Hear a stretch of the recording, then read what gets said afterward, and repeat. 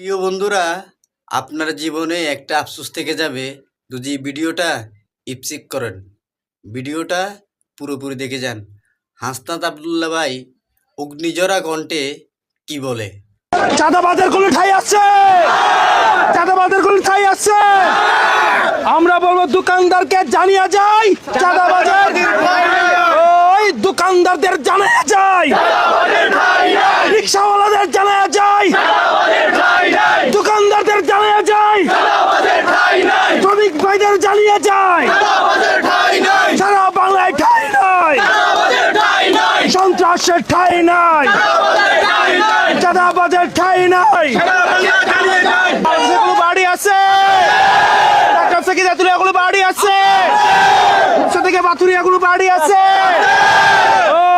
ওই সেই বাড়ি হাতের তালে মুখে বলে জোর হলো না, আরো জোরে চারোর দিকে